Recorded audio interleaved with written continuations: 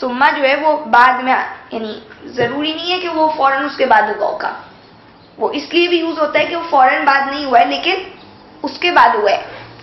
اچھا، اب یہاں پہ اگر ہم ایک بات دیکھتے ہیں تو قرآن کا یہ انداز ہے، اللہ تعالیٰ فرماتے ہیں کہ انسان کی ہم نے انسان کو پیدا کیا ہے کس سے؟ من سلالۃ من ماء مہین، کھنکھناتی ہوئی مٹی گاڑے سے۔ اگر آپ دیکھتے ہیں تو اللہ فرماتے ہیں الذی احسن کل شیء خلقہ، وہ ذات جس نے بہترین خلق کیا، ہر چیز کو پیدا کیا۔ وبدا خلق الانسان من طین، اور انسان کی ابتدا مٹی سے کی ہے۔ تو ابتدا کس سے کی تھی؟ آدم سے کی۔ ثم جعل نسلہ من سلالۃ من ماء مہین، پھر چلایا اس کی نسل کو پانی سے، حقیر نطفے سے۔ سمجھ رہے؟ ابتدا کدھر سے ہوئی؟ طین، مٹی سے۔ اور یہ ریفرنسز آپ بالکل دیکھ سکتے ہیں، یہ سورہ سجدہ میں اللہ تعالیٰ نے بات فرمائی ہے 7-9 میں، 32 سورہ سجدہ ہے، اور اس کے علاوہ اللہ تعالیٰ سورہ ہجر میں بیان کرتے ہیں 26-44 آپ پڑھ لیں۔ آپ کو پتہ ہے ویسے بھی آدم کا قصہ جو ہے نا وہ 6 دفعہ آیا قرآن میں، لیکن جو یہ انسان کی پیدائش کے حوالے سے جو بات آ رہی ہے وہ میں آپ کو جو ریفرنسز بتا رہی ہوں اس میں۔ سورہ صاد میں اللہ تعالیٰ نے فرمایا، اس کی آپ دیکھ لیں کہ 38 ورس میں اللہ نے فرمایا۔ اچھا، کیا بتایا اس کے اندر؟ سورہ صاد کی 38 میں اللہ تعالیٰ نے فرشتوں سے کہا کہ سجدہ کرو آدم کو، سب نے سجدہ کیا سوائے ابلیس کے۔ اللہ نے کہا تھا فَإِذَا سَوَّيْتُهُ وَنَفَخْتُ فِيهِ مِن رُوحِي، کہ جب میں اسے برابر کر دوں گا اور میں اس میں اپنی روح پھونک دوں گا تو فَقَعُوا لَهُ سَاجِدِينَ، تو اس کے لیے سجدے میں گر پڑنا۔ صحیح ہے۔ اور سورہ سجدہ میں اللہ فرماتے ہیں کہ اللہ تعالیٰ نے اس کے اندر روح پھونکی اور اس کے وَجَعَلَ لَكُمُ السَّمْعَ وَالْأَبْصَارَ، اور اس کے لیے سماعت اور بصارت بنا دی۔ تو ایسا لگ رہا ہے کہ روح پہلے پھونکی، اس کے بعد سماعت بصارت بنا دی۔ تو یعنی روح پھونکنا اللہ ہی جانتے وہ روح کیا ہے، ویسے ہی مجھے اور آپ کو علم کم دیا گیا اس بارے میں۔ تو اس لیے دیکھیں اس کے اندر کنفیوز نہیں ہو، میں آپ کو صرف ایک اوپری بات بتا رہی ہوں، ایک جنرل انڈرسٹینڈنگ اس سینس میں کہ یہ جو آیت ہے نا یہ شروع بڑی ڈفرینٹ طریقے سے ہوئی ہے کہ تم سب کو پیدا کیا۔ تو اگر آپ ان کنکلوژن یہ والی آیت لے لیں کہ اللہ تعالیٰ فرماتے ہیں سورہ لقمان 31 کی 28 میں، ما خلقکم، 31 سورہ لقمان کی 28 آیت میں، ما خلقکم ولا بعثکم الا کنفس واحدہ، نہ تمہاری خلقت اور نہ تمہارا اٹھایا جانا کچھ بھی نہیں ہے سوائے ایسے جیسا کہ ایک نفس کو پیدا کرنا۔ بات سمجھ رہے؟ نہیں ہے تمہاری پیدائش کرنا یا تمہاری دوبارہ اٹھانا قیامت کے دن، مگر ایسا ہی ہے جیسا کہ ایک نفس کو پیدا کرنا۔ یعنی اللہ کے لیے کوئی اتنا ایزی ہے انسان کی پیدائش اور اس کو دوبارہ پیدا کرنا جیسا کہ ایک نفس پیدا کیا۔ تو آپ نے پڑھا تھا سورہ نساء کی 1 آیت میں، یا ایھا الناس اتقوا ربکم الذی خلقکم من نفس واحدہ، اے لوگوں اپنے رب سے ڈرو، وہ ذات جس نے تم کو ایک نفس سے پیدا کی۔ تو ایک نفس کیا تھی؟ وہ آدم تھی۔ وخلق منها زوجها، اور اسی سے اس کا جوڑا پیدا کیا، اور پھر وبث منهما رجالا كثيرا ونساء، اور پھیلا دیے پھر اس سے بہت سارے مرد اور عورت۔ سمجھ رہے؟ تو یعنی انسان جو ہے نا وہ تمام کے تمام ایک ہی ہے۔ آدم تو الگ ہے، یعنی ابتدا اس کی اس طرح سے کی اللہ نے، لیکن تمام انسانیت چونکہ ایک نفس سے پیدا ہوئی ہے تو یہاں پہ جو بات آ رہی ہے کہ سب کو پیدا کیا، صورتیں بنائی، پھر فرشتوں کو کہا کہ سجدہ کرو آدم کو، تو ہم سب ایک ہو گئے، یعنی حکم میں ایک ہو گئے کہ آدمیت کو، انسانیت کو اللہ نے وہ فضیلت بخشی، اور آدم کے سامنے یہ ہوا، میرے اور آپ کے سامنے نہیں ہوتا آج یہ، تو وہ کیا ہوا؟ یعنی وہ سب کے لیے ہو گیا، وہ سب کو ریپریزنٹ کیا آدم نے۔ کیوں؟ کیونکہ اگر آپ یہاں پہ بات دیکھتے ہیں ثم صورناکم، پھر ہم نے تم سب کی صورتیں بنائی، تو اللہ تعالیٰ تو قرآن میں فرماتے ہیں، سورہ آل عمران کی اپنے 6 ورس پڑھی تھی، وہ ذات وہ جو تمہاری صورتیں بناتی ہے رحموں میں، ماں کے پیٹ میں، تو ماں کے پیٹ میں صورتیں بنانے کے بعد کیا یہ کہا جاتا ہے کہ اب سجدہ کرو آدم کو اور ہمارے سامنے کوئی چیز کو پیش کیا جاتا ہے؟ سمجھ رہے؟ تو اس کا مطلب کیا ہوا کہ تمام انسان جو ہے نا وہ نفس واحد ہے، انسان جو ہے وہ تمام کے تمام، آدم جو ہے اس کے بعد جو سارے زوج بنی اس کی، اس سے سلسلہ جو چلا، تو وہ ساری چیزیں کیا ہو گئی؟ ایک ہی نفس، اور اللہ کہتے تم سب کی تخلیق ایسی ہے جیسا کہ ایک نفس کو پیدا۔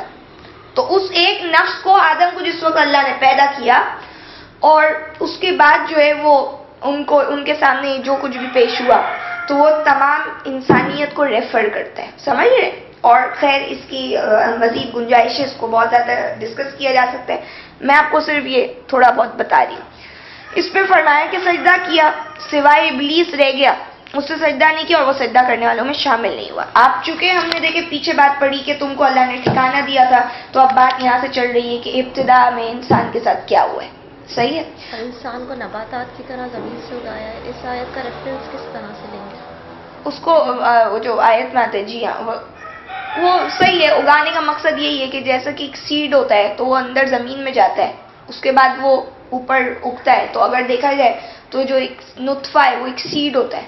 تو اس سے جیسا کہ اللہ تعالیٰ بار بار اس چیز کو بتاتے ہیں کہ میں جیسے مردہ زمین کو زندہ کرتا ہوں، قیامت کے دن بھی تو میں ایسے ہی زندہ کروں گا. تو اس کا یہ تو مطلب نہیں پانی برسے گا اور میں اور آپ پیدا ہوں گے. تو وہ ایک دوسرے سینس میں بات کی گئی. اچھا جی، آیت نمبر 12 میں دیکھیں کیا بولا. قال ما منعک، فرمایا کہ کس چیز نے تجھے روکا ہے اللہ تسجدا، کہ تو نے سجدہ نہیں کیا، اذ امرتک، جب میں نے تجھے حکم دیا. قال انا خیر، تو اس سے کہا میں بہتر ہوں، منہ اس سے، خلقتنی من نار، آپ نے مجھے آگ سے پیدا کیا، وخلقتہ، اور آپ نے پیدا کیا ہے اس آدم کو من طین، مٹی سے. اب دیکھیں کیا ہوا کہ کہا کہ کس چیز نے تجھے روکا کہ تو نے سجدہ نہیں کیا جب میں نے تجھے حکم دیا. اچھا، اللہ تعالیٰ نے حکم دیا تھا کہ میں جب اس کو برابر کر دوں اور جب میں اس میں اپنی روح پھونک دوں، سورہ صاد کی آیت نمبر 38 میں، تو تم سب اس کے لیے سجدے میں گر پڑنا. تو سورہ صاد 38 ہے، اس کی 71 till 88 ہے، سوری سورہ صاد کی 71 سے 88 تک آیتیں آپ پڑھیے گا، آپ کو پورا اس کا مل جائے گا. تو کہتے ہیں کہ میں نے جب اس میں اپنی روح پھونک دی تو پھونک دوں تو تم اس کے لیے سجدے میں گر پڑنا. سب نے سجدہ کیا، ابلیس رہ گیا. یہاں پہ بھی کہہ رہے ہیں اب ابلیس کو اللہ نے بولا بھئی تجھے کیا ہوا کہ تو نے سجدہ نہیں کیا جب میں نے تمہیں آرڈر کیا تھا. تو اس نے کہا میں بہتر ہوں اس آدم سے، آپ نے مجھے تو آگ سے پیدا کیا، اسے مٹی سے پیدا کیا. تو یہ ظاہر کے اوپر چلا گیا ابلیس کہ ظاہر میں کیا چیز ہے، اور اس سے یہ نہیں سمجھا کہ اللہ نے مٹی بھی پیدا کی ہے اور اللہ ہی نے آگ بھی پیدا کی. اللہ زیادہ جانتے یا میں جانتا ہوں. اس نے اللہ کے آرڈر کو نہیں دیکھا، اس نے اپنی سوچ، اپنی عقل انا جو تھی وہ اس کے سامنے آ گئی. آج میں اور آپ جب قرآن کا آرڈر سنتے ہیں تو ہمیں بھی سجدہ کرنے کا حکم ہے. جب اللہ کی آیتیں ان پر تلاوت کی جاتی ہے تو گر پڑتے سجدے میں. جب ہم کہتے کہ نہیں اس میں میرے لیے یہ پرابلم ہے اور وہ پرابلم ہے اور میں یہ کام نہیں کر سکتا، تو میں اور آپ بھی اس وقت ابلیس کی طرح کی عقل دکھا رہے ہوتے.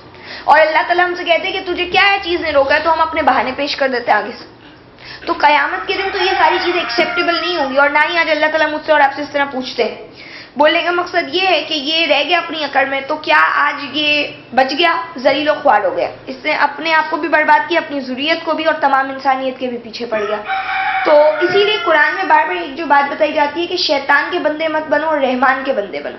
تو جو بھی آج اس طرح کے کام کر رہے ہیں، چاہے وہ ایک نماز کے وقت آتا ہے اور اذان کے لیے پکار دی جاتی ہے، سجدے کی طرف بلایا جاتا ہے اور بندہ اس کو سجدہ نہیں کرتا، تو وہ بھی کیا کر رہا ہوتا ہے، وہ ابلیسیت کے پیچھے چل رہا ہوتا ہے. اور آج جب میں اور آپ بھی قرآن کی آیتیں پڑھتے اور اس پہ عمل نہیں کرتے، چاہے وہ 14-15 سجدے کر لیں پورا قرآن ختم ہونے کے بعد، اس سے کوئی فرق نہیں پڑتا جب تک کہ میں اور آپ کیا نہ کریں، اپنی اصل زندگی میں اللہ کے احکامات کے اوپر اپنا سر نہ جھکا دیں، یعنی اس کو عمل کر کے نہ دکھائیں. اچھا، اب اس نے یہ بات کہہ دی. اس کے بعد فرمایا 13 میں قال فہبط، اللہ نے فرمایا اتر جا، مینا اس سے، فما یکون لک، تو نہیں ہے تیرے لیے، ان تتکبر فیہا، کہ تو تکبر کرے اس میں، فخرج، تو نکل جا، انکا بے شک تو، من الصاغرین، ذلیل کیے ہونے والوں میں سے. اب کیا کہا، اتر جا اس سے، یعنی کیا مقصد ہے، اب اس سٹیٹس سے تم اتر جاؤ، تم اب اس لائق نہیں ہو کہ اس جنت میں رہو، اور تمہارے لیے کوئی حق نہیں ہے کہ تم تکبر کرو اس جنت میں. تو آج جو بندہ دنیا میں تکبر کرے وہ بھی لائق نہیں ہے کہ وہ قیامت کے دن اس جنت میں جائے گا.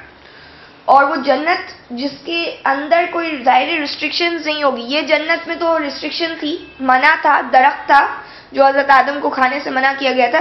وہ جنت جو ہے وہ وہاں پہ تو کوئی نہیں ہوگی، وہ تو الگ ہی جنت ہے جس کو اللہ بیان کرتے بار بار. لیکن یہ بات ہم سمجھ لیں کہ جو بھی تکبر کرتا ہے، تکبر اللہ کے آگے اپنی بات کو بڑا سمجھتا ہے. تکبر کا مطلب کیا ہوتا ہے، بڑائی، تو وہ اللہ کے کو سوٹ کرتی ہے، وہ اللہ کی صفت ہے المتکبر. میں اور آپ کے لیے یہ چیز نہیں ہے. تو اگر میں اور آپ اللہ کے احکامات کے آگے اپنی چلاتے ہیں، اپنے آپ کو ہم بڑا سمجھتے ہیں، تو ہم جنت میں نہیں جا سکتے. تو فرمایا کہ نکل جائے اس سے کیونکہ تو ذلیل ہو گیا، اب تو چھوٹا ہو گیا. یعنی تکبر کر کے بندہ اللہ کے آگے چھوٹا ہو رہا ہے. اور عام جب اللہ قرآن میں کہتے ہیں کہ عام حالات میں بھی انسان کو تکبر تو اللہ نے پسند نہیں کیا کہ وہ فخر کرے، تو وہ فخر کر کے دراصل چھوٹا ہی ہو رہا ہوتا ہے، وہ بڑا نہیں ہو رہا ہوتا. اور آج سب سے بڑا تکبر جو ہو رہا ہے وہ اللہ کی آیتوں کی خلاف ورزیاں کر کے ہو رہا ہے. اچھا جی، فرمایا آیت نمبر 14 میں قال انذرنی، کہا اس نے کہ مجھے مہلت دے دیجئے، الی یوم یبعثون، اٹھائے جانے کے دن تک. 15 قال انک من المنذرین، فرمایا کہ بے شک تو مہلت دیے جانے والوں میں سے ہے. آیت نمبر 16 قال فبما اغویتنی، اس سے کہا تو چونکہ آپ نے مجھے گمراہ کر دیا، لاقعدن، تو میں ضرور میں گھات میں بیٹھوں گا، لہم، ان کے لیے، صراطک، آپ کے راستے پر المستقیم، سیدھے. اس سے کہا کہ مجھے مہلت دے دیجئے ایک وقت مقرر تک، یعنی قیامت کے دن، جس دن یبعثون، اٹھایا جائے گا، تو اس دن تک کے لیے مجھے مہلت دے. اور اللہ تعالیٰ نے بھی بولا جاؤ تجھے مہلت ملی، جاؤ تمہیں مہلت ملی، جاؤ لے لو مہلت. اچھا، اللہ تعالیٰ نے بھی مہلت دے دی، شیطان کو کیوں مہلت دے دی؟ میں اور آپ کو بھی تو مہلت ملی ہوئی ہے، ہم سب بھی تو مہلت میں رہ رہے. ہم کون سے فوراً ایک گناہ کرتے ہیں اور پکڑے جاتے ہیں؟ اس نے سجدے کا انکار کیا، وہ پکڑا گیا، اس نے آگے ہٹ دھرمی دکھائی. آپ نے پیچھے بھی پڑھا تھا جب واقعہ، تو اس میں یہی ڈفرنس تھا، ایک آدم اور ایک شیطان. یہ ہٹ دھرمی دکھا رہے اور کہہ رہے کہ اب مجھے مہلت دے. یعنی اس سے پتہ چلتا ہے جب بندہ جو ہے نا، ابلیس کا معنی بھی ہوتا ہے کیا؟ مایوس. تو یہ مایوسی والی اس کی کیفیت ہے. اس نے یہ نہیں سوچا کہ اللہ تعالیٰ مجھے جو ہے جگہ دے دیں گے، اس نے بولا کہ نہیں، اب مجھ سے غلطی ہو گئی ہے، اب تو میں جھوٹا ہو گیا، اب تو میں صاغر ہو گیا، یعنی ذلیل ہو گیا. اب تو آپ نے جو مجھے بہکا دیا، یہ دیکھیں اسٹیٹمنٹ، آپ نے جو مجھے گمراہ ٹھہرا دیا. کیا مقصد ہے؟ اللہ کے نزدیک وہ گمراہ ہو گیا نا. تو اب جب آپ نے میرے اوپر یہ لیبل لگایا کہ یہ عمل کرنے کے بعد میں گمراہ ہو گیا ہوں، تو اب صحیح، اب میں گمراہ ہی صحیح. یعنی وہ نہیں، ضد پہ آ جاتا ہے بندہ کہ اچھا میں برا ہوں تو اب میں برا بن کے دکھاؤں گا، جو نہیں ہوں جتنا اور بھی برا بنوں گا. تو یہ چیز کیا ہے؟ یہ ایک مایوس بندہ جو ہوتا ہے نا، اس کی کیفیت ہے. جو بندہ یہ سوچتا ہے کہ اب مجھے کبھی بھی کوئی جگہ نہیں مل سکتی، تو یہ کیوں سوچا اس نے، اور اس کے پیچھے اس کی ضد ہوتی ہے. یعنی وہ چانس بھی نہیں لیتا، وہ یہ سوچتا بھی نہیں ہے کہ اگر ابھی بھی میں جھک جاؤں تو مجھے معافی مل جائے گی. آج میں اور اب جب کوئی گناہ کر رہے ہوتے ہیں اور ہمیں پتہ ہے کہ اگر لوگوں کے سامنے گناہ آ جائے گا تو یہ بہت ہی زیادہ ہمارے لیے شرمندگی کا باعث ہے، یا یہ کہ یہ کام گناہ کرنے والوں کو لوگ بہت برا سمجھتے ہیں، تو میں اور آپ یا تو گلٹ میں آ کے اس چیز کو سوچ کر اور پھر کیا کریں گے؟ اللہ سے معافی مانگیں گے اور اپنی اصلاح کریں گے. اور یا تو جس دن وہ برائی جو ہے نا وہ لیک ہو جائے گی تو ہم بولیں گے ہاں ہم تو ہیں ہی ایسے، بلکہ ہم اس سے زیادہ برے کام کرتے ہیں. یہ نفسیات ہے بندے کی. ایک یہ، اور دوسری کیا کہ وہ بولتے ہیں نہیں میں اللہ سے معافی مانگ لیتا ہوں، اور کوئی بات نہیں، آج اگر لوگ مجھے برا مان رہے تو کل اگر میں اچھا کر کے دکھاؤں گا تو لوگ مجھے اچھا بھی کہیں گے. تو یہ جو ہوپ لیس ہونا ہے نا، یہ کفر ہے. اسی لیے قرآن نے فرمایا کیا لا تقنطوا من رحمت اللہ کی رحمت سے نا امید نہیں ہو. انہ لا یئس من روح اللہ الا القوم الکافرون، بے شک مایوس نہیں ہوتے اللہ کی رحمت سے مگر کافر لوگ ہوتے. تو یہ کفر تھا اس کا، شیطان کا. یہ ہوپ لیس ہوا، حالانکہ اس کو کیا پتا نہیں تھا کہ اللہ کیا ہے. ہر چیز اس کو آبزرویشن میں ہے، تو اس کو پتا نہیں تھا کہ اللہ کیسے. اللہ تو رحمان الرحیم ہے، لیکن انسان کی بھی اپنی عقل ہوتی ہے اور اس کو بھی اپنے آپ کو نہیں بدلنا ہوتا. تو اسی طرح خیر یہ جن تھا، سورہ بنی اسرائیل میں آپ پڑھ لیں گے. یہ ملائکہ تو نہیں ہے لیکن یہ کان من الجن، یہ جنوں میں سے تھا. ففسق عن امر ربی، اللہ کہتے ہیں اس نے اپنے رب کی نافرمانی کی. اب یہاں پہ کہتا ہے آپ نے جو مجھے گمراہ ٹھہرا دیا، اب میں ان کے سیدھے راستے پہ بیٹھ جاؤں گا. سیدھے راستے پہ بیٹھنا اس لیے سے بولا کہ ظاہر ہے جب آپ سیدھے راستے سے نہیں بتاؤ گے اور آ کے ڈائریکٹلی یہ بولو گے کہ آپ یہ گناہ کرو، گناہ کو بول کر بولو گے کہ گناہ کرو، تو کوئی بھی گناہ نہیں کرتا. آپ کو اس کے لیے کچھ ٹیکنیکس، ٹپس یوز کرنی پڑتی ہیں. تو یہاں پہ اس نے بھی کیا کہا، اب میں جو بھی بات کروں گا ان کو پہلے تو سیدھے راستے پہ لاؤں گا اور اس سیدھے راستے سے ان کو بہکاؤں. یعنی آپ کے دل میں ایک بات آتی ہے کہ آپ اللہ کے راستے میں خرچ کریں پیسہ، آپ خرچ کرتے ہیں، لیکن اینڈ آپ کا یہ ہوتا ہے کہ وہ خرچ کی بجائے الٹا تکبر ہو جاتا ہے، اس کے اندر آپ کے ریا آ جاتا ہے. آپ اندر اپنے